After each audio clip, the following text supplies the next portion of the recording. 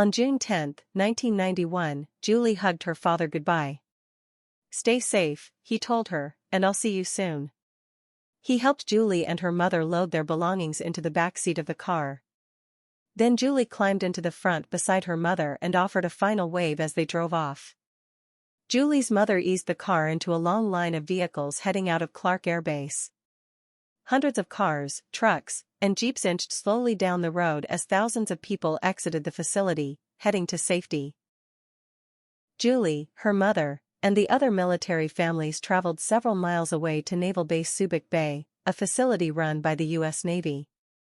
Later, Julie learned that 65,000 people in all had been evacuated from Clark, the mountain, and the surrounding area.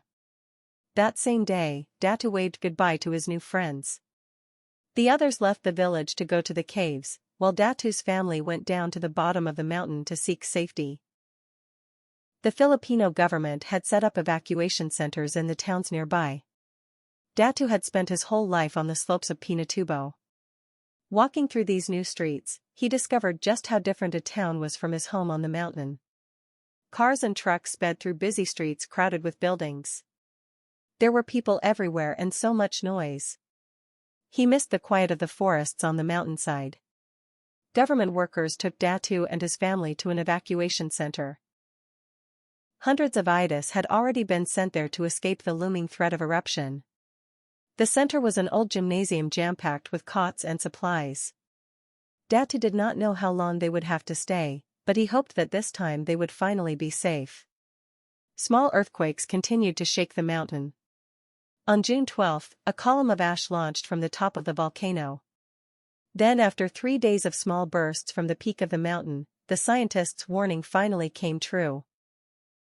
Mount Pinatubo erupted in a massive explosion at 1:42 p.m. on June 15.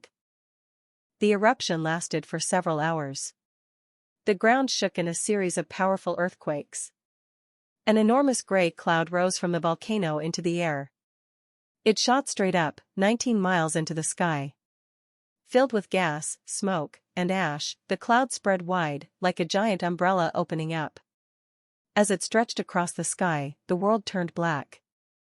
It was as though a switch had flipped, and everything suddenly turned from day into night. At the naval station, Julie and her mother watched the sky change from a window. Shaking her head, Julie's mother exclaimed, "You would think it was midnight and not the middle of the afternoon." As far as they were from the volcano, there was little threat, but military officials warned they would need to leave if that changed. Julie hoped her father was somewhere safe.